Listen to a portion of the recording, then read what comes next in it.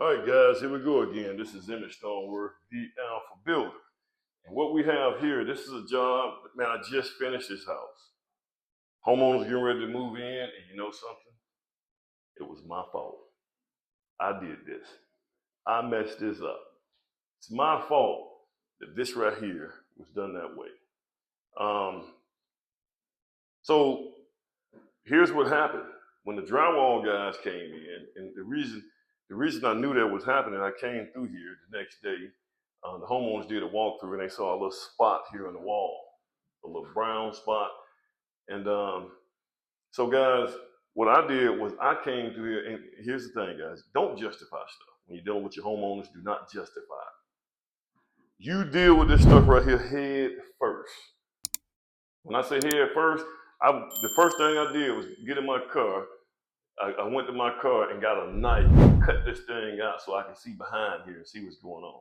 Well, what happened was the drywall guys, when they came in and did the drywall, they attached the sheetrock directly to the foundation block wall. We've been getting a lot of rain here lately. I mean, hard rain. So, you're going to have moisture. We got it waterproof, but you got moisture that builds up back here. And what happens is, if you attach that sheetrock straight without furring strips, if you attach it straight to this block wall, that sheetrock is going to absorb all the moisture. This was my, when we was building this right here, when all this right here was going on, we didn't, somehow, this right here, little part right here, slipped out. We didn't catch it. There should have been furring strips here. Or we could have built this wall and had another wall here, that's off the wall, like we did on the other side over there.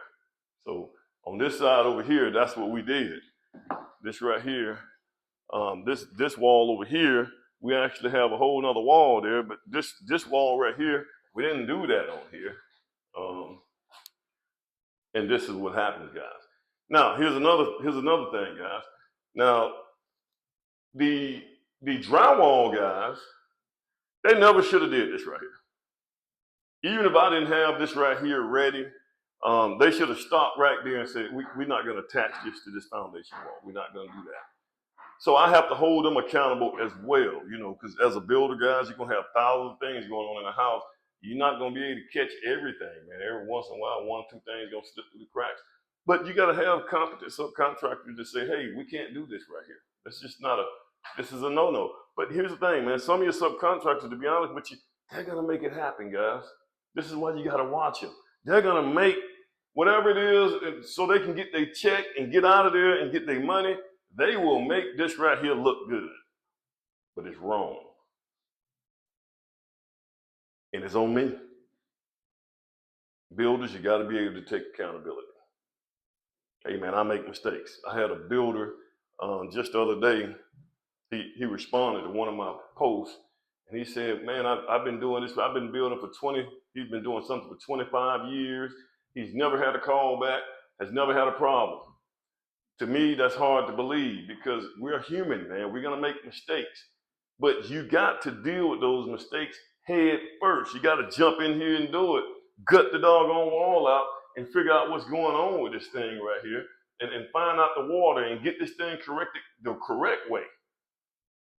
And hold the people who are accountable messing this up. Hold them accountable as well as you own it too.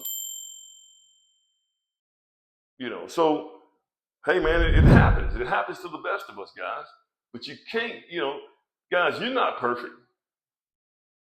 I even got homeowners for some odd reason, man. I had a homeowner I built the house for. Well, for some odd reason, he must think I'm perfect. He think I'm Jesus or something.